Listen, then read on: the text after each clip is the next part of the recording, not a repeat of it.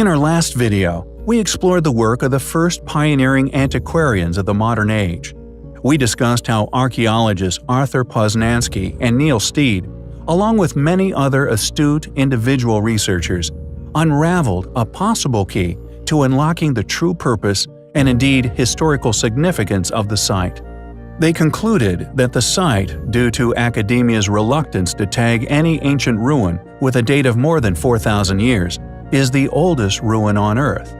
The archaeologists discovered an alignment with the solstices and spring equinox, which only occurred around 17,000 years ago. However, there are many other intriguing areas of interest yet to be fully understood. Along with the volumes of photographic documentations of precise measurements, independent researchers also discovered that the site's gray stonework also possesses a curious magnetic property. The question is, if these ancient people knew of this interesting characteristic, what was the purpose of using said stone? Was the stone slowly magnetized by a technology once present at the site, now lost to history? Along with the gray stone, however, the site also contains an equal amount of red sandstone, which was used to build the site, yet this red stone does not share the enigmatic magnetism of its gray counterpart. Perhaps the sandstone is somehow immune to what was responsible. Perhaps this is why the Great Pyramids were built from sandstone, to avoid the masonry taking on this magnetic charge. Perhaps, but I digress. Pumapunku is what we like to call a smoking gun, a site which clearly displays masonry skills of its ancient constructor, precision-cut stone masonry, which today could only be achieved with the use of advanced stone-cutting machinery. Shrouded in mystery, the archaeological side of Pumapunku is one of the biggest headaches for mainstream archaeology to explain.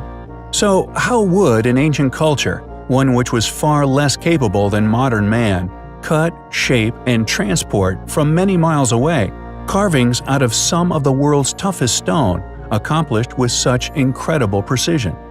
A group able to transport blocks of stone, sometimes weighing far more than 50 tons to the site, effortlessly placing them in position, often using a placement technique indicative of polygonal methodology.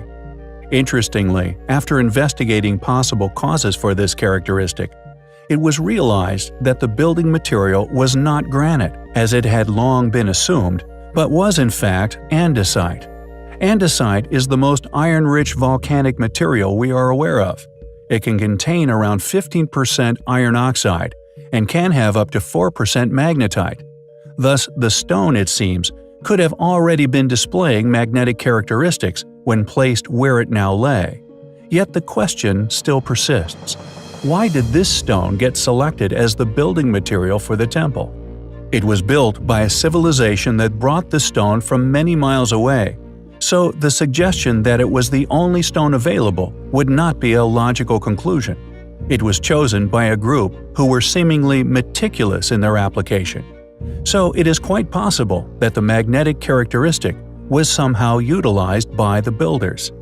Thankfully, it is only a matter of time before Pumapunku's secrets are fully understood, and we finally discover who built it. It is a place we find highly compelling. There are countless unexplained ancient enigmas which can be found atop a remote mountainside of Peru, within a site only rediscovered within known modern history, now famously known as Machu Picchu. Polygonal masonry. Although it is a technique found all over the world, the standard of polygonal masonry on show within the ancient sites of Peru is undoubtedly some of the most impressive found anywhere on Earth. However, as we have discussed in the past, with varying degrees of reaction to our discourse, ancient civilizations the world over, nearly all currently unexplained ancient ruins, no matter where they are found, has some form of celestial significance built into its construction. The controversial question, however, is why? Why do we see the monitoring and indeed celebration of solstices throughout ancient culture? Why, and indeed how, were these precise alignments accomplished?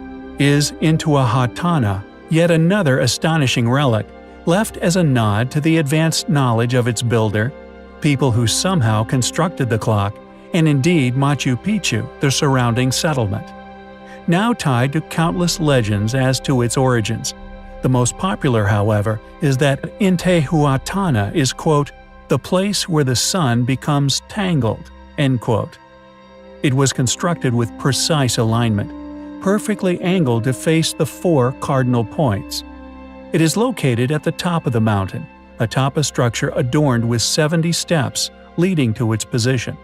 It is unquestionably an ancient oop-art, and is considered, by all who are aware of its existence, as a wonder of ancient technology. A solar clock, somehow created to indicate when it was precisely the winter solstice. It is, coincidentally, a time which is hugely significant to modern-day Peruvians. Known to the Incas as Inti Raymi, the long-held local celebrations seem to coincide with the purpose of the clock, once undoubtedly created using tremendous effort and knowledge, all in the effort to signify this same date, one which is officially the most important celebration of the entire empire. Is this pure coincidence? Or is this celebration a surviving tradition dating back to a forgotten antiquity? Incredibly, there are, in fact, 2 Intihuatanas or solar clocks within ancient Peru. One is located in Pisac, and the as aforementioned Machu Picchu solar clock, positioned on what is now classified as a sacred mountain. On September of 2000, a beer company was making a commercial when one of their cranes hit the solar clock. They unfortunately broke off part of the point and left the relic in a terrible condition. The National Institute of Culture, however, the INC, sued the company for damages in 2005 and was awarded an undisclosed amount. Who built these incredible ancient solar clocks? Why were so many ancient civilizations obsessed with the sun and indeed its activity and precessions? Were these ancient civilizations trying to tell us something? Why were so many ancient quarries left in a state of seeming abandon? As if the ancient people, once undertaking the movement and placement of ancient megaliths so huge, we today still cannot explain how they were moving them, seemingly vanished right in the middle of said undertakings. Are these solar clocks, like the ancient quarries which still mystify all who explore them, a surviving clue as to the fate of this past civilization? They are, undoubtedly, highly compelling. The cylinder dredges up mud from the seabed in the form of long cores. The types of tiny fossils found at different levels in the core shows the sea temperatures of the past. Geologists have collected enough sea cores to form a detailed history of climate during the last 1,000,000 years. Dr. James Hayes leads the research. The climatic record in these deep sea cores tells us that there have been 8 ice ages in the last 700,000 years. It also tells us when they have occurred. There are many enigmatic, astonishingly well-executed ancient ruins found all over the world, with some regions in particular displaying overwhelming masses of evidence supporting the posit of a past highly advanced builder. These areas often littered with displays of incredible ancient feats. Yet our next place of interest possesses some of the most incredible rock-cut chambers to be found anywhere. And just like that of the Giza Plateau or the Inca trails of Peru, Turkey, along with its ancient counterpart Lebanon, still contains a smorgasbord of ancient oop-arts, mystifying masonry skills, and gigantic stone trilithons, all found within what would appear to have been a major settlement of this now lost civilization. The reason why we attest to many of Earth's ruins, having once been the work of a past, now lost civilization, is the number of unexplainable features nearly always discovered at these puzzling ruins. Therefore, to understand that all the knowledge utilized to build such sites, the methods for lifting such stones conveniently forgotten, is to suspect that they were instead the work of an equally forgotten civilization, It appears to be a logical hypothesis to pursue, one which we indeed have been, which we have found bared much fruit. We believe we have now amassed enough evidence to support our claim beyond any reasonable doubt, subsequently discovering a far more fitting tale of events in regards to the true origins of many of the world's largest of ancient ruins. Hattusa is a melting pot of baffling construction techniques and surviving ancient artifacts. Within permitted timelines, the site predictably has a well-explored period of inhabitation, yet any explanation as to how these more recent ancestors achieved its construction conveniently eludes modern academia.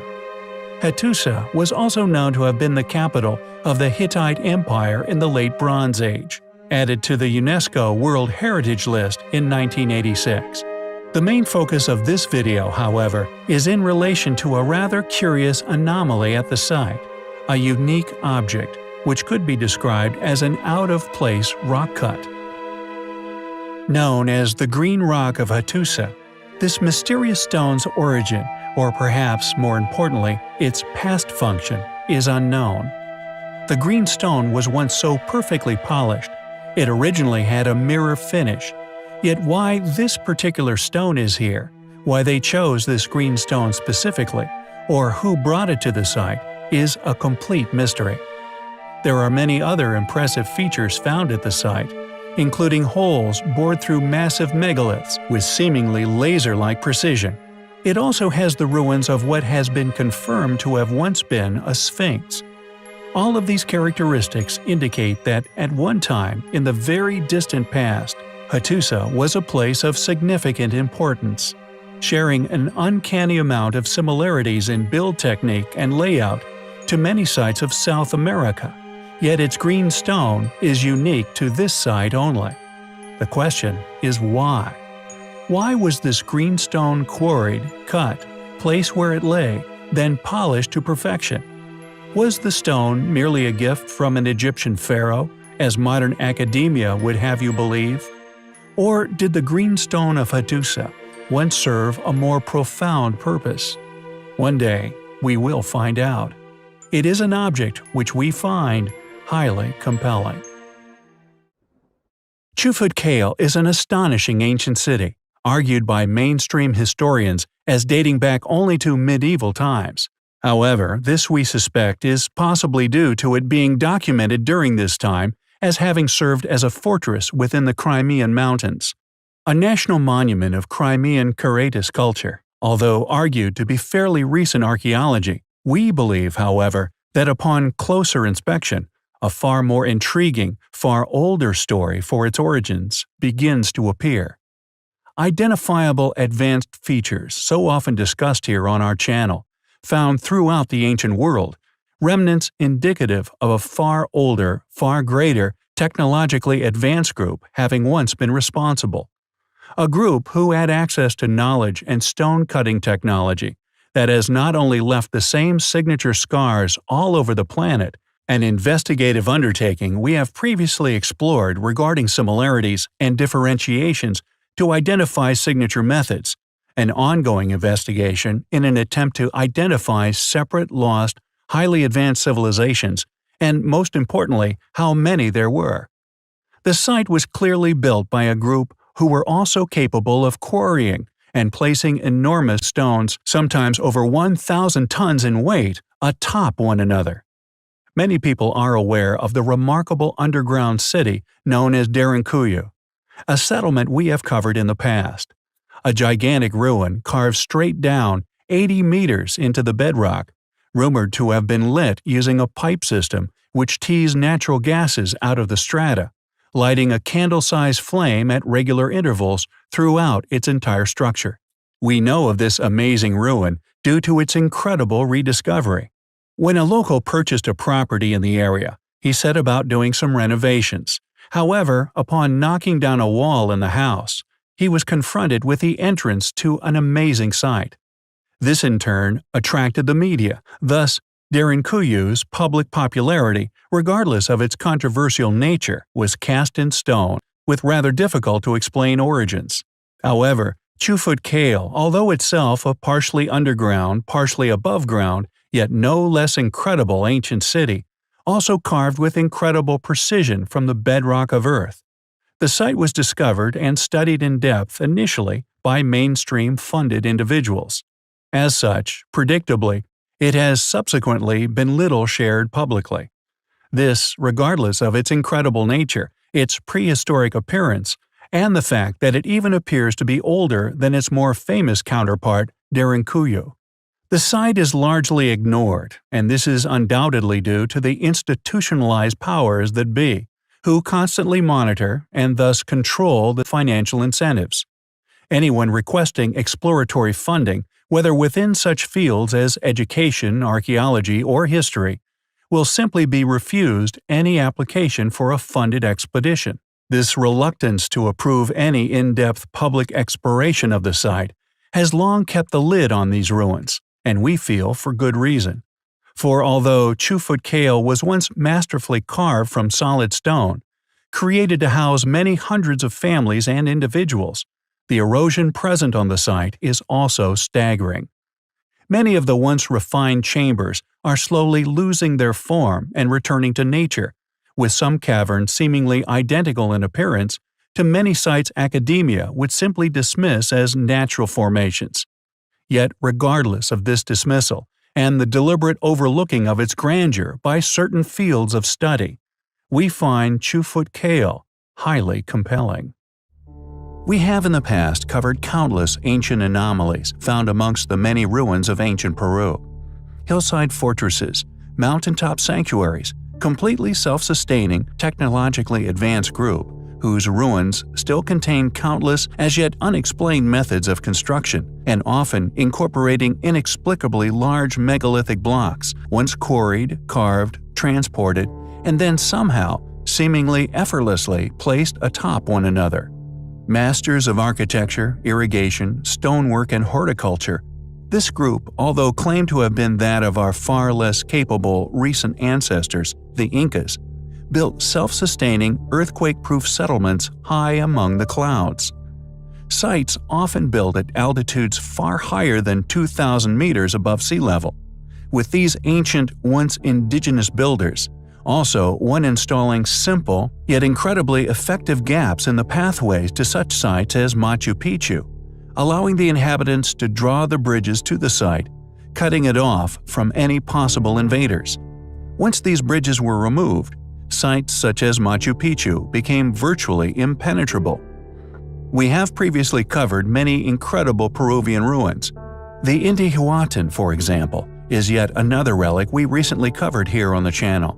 It is yet another example of this now lost civilization's past knowledge and extraordinary now lost capabilities. A solar clock, precisely bored into being directly out of the bedrock of Earth, which precisely indicates the solstices. We discussed how certain characteristics of many ancient sites, most notably the apparent Mayans masonry, Incan, and Neolithic sites, such as the Stonehenge within the UK, all display a past obsession with solar precisions. Furthermore, the constructors of these sites all displayed an uncanny urge in particular, and undoubtedly most prominently at the site of Machu Picchu, to undergo a mammoth undertaking, to create what now appears to have merely been a quirk of engineering, entwined within the architectural planning of Machu Picchu itself. It is often perceived as overkill. So much polygonal masonry is present virtually everywhere it could be laid. Perhaps these efforts of stoning up literally every crevasse at the site, regardless of whether it would be on public display or not, may have merely been due to a purely aesthetic obsession by a once highly capable, now lost civilization. One who must have perceived such, as yet unexplained tasks, as child's play. The incorporation of natural geological features into the sites is yet another curious characteristic of Machu Picchu, which many individuals who visit the location are perplexed by. It would appear that the ancient civilization responsible for this incredible site's existence, like a number of the other sites we have covered previously, incorporated the living rock of the mountains into the construction plans of their past sanctuaries. Rather than have simply carved them flat, many ruins display a collaboration of such natural stones into the buildings themselves. The Temple of the Condor is one of these incredible examples. A natural rock formation, which was formed millions of years ago, was spared destruction and was incorporated into the building of the site, subsequently becoming a place of worship. Many believe the temple was a pilgrimage of religious worship. The masons who manipulated the Temple of the Condor into the site skillfully shaped the rocks below the main menhir into the shape of outspread wings of a bird, largely believed to be that of a depiction of a condor in flight. According to a number of studies of the ruin, upon the floor of the temple is the carving of the condor's head and neck feathers, flowing up into the body, which is the natural formation we still see today. This completes the posited figure of the three-dimensional bird. The Temple of the Condor is undoubtedly one of the most spectacular examples of what these so-called pre-Incas were once capable of. Like so many other ancient sites found all over the world, shares so many characteristics with ancient Peru. The question is, why did the builders of all these sites go to such great efforts not to displace or even incorporate seemingly common rocks into the build of the sanctuaries? Who were the builders of Machu Picchu? Were they a world-faring civilization? We find the evidence to suggest such highly compelling. There are many ruins of ancient antiquity still in existence, which tell a vastly different tale for the history of human civilization than that of its contradictory counterpart, namely modern paradigm. One enforced, funded, and massively supported. A tale of events merely written by a victor. However, thanks to our ancient ancestors' incredible abilities, many of their ruins and relics so well constructed, often made from complex, elaborate, or gigantic materials, can tell us all what a well-funded modern academia simply cannot explain, thus is staunchly rejected and ignored in favor of the illusion of an authority over our species akin to that of an oracle. One of the most popular and predictably easily argued of ancient sites for our case of events, our conviction in the belief that there is a hidden history of man and indeed Earth, one of a far greater antiquity for our species, with many now lost civilizations having once come and gone. The site is additionally one of the largest ancient anomalies of our planet. It is, of course, the Great Pyramids of Giza. Due to the structure's immense sizes, the evidence for several conservation efforts in the form of casing stones littering their four-sided facades. The sheer size of the stones involved in the build, the amount of stone used, the precision of the once hermetically sealed, constellationally aligned ventilation shafts, and the many different stages of erosion present on these varying sections of the construction efforts, indeed, makes the Great Pyramids a great avenue of study, and one of strong conjecture in the face of an adverse and conspiring academia. Our hypothesis, we feel, due to our compiling of the many inexplicable factors of antiquity, has now all but been virtually proven beyond doubt. For our opinion regarding the true history of Earth is not just based upon the objection of the illogical explanation, widely given for the origin of the pyramids of Egypt. It is also based upon many other areas of ancient history, which not only support our claim, but if one sticks to mainstream historical ideology, will simply find the task of explaining these ancient ooparts simply impossible. They simply cannot exist. And our next artifact of interest is no different. Like King Tut's dagger, the Beth Shearim glass slab. Found in Switzerland by amateur archaeologists, it is known as the Hand of Priels. Not only is it the earliest, most elaborate example of bronze and gold work ever found, but, quote, "We do not know either the meaning and the function attributed to it. Its gold decor suggests that it was an emblem of power, a distinct sign of the social elite, even of a deity. The hand is extended by a hollow form that suggests it was originally mounted on another object, perhaps as part of a scepter." End quote. Who made the Hand of Priels? Is it really 3,000 years old?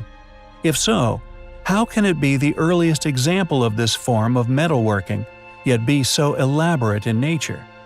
The hand of Priels is unquestionably an ancient oupart, and could quite possibly be a surviving relic of a once highly advanced yet now lost civilization. We feel this hypothesis is far more logical, and as such makes the hand of Priels highly compelling.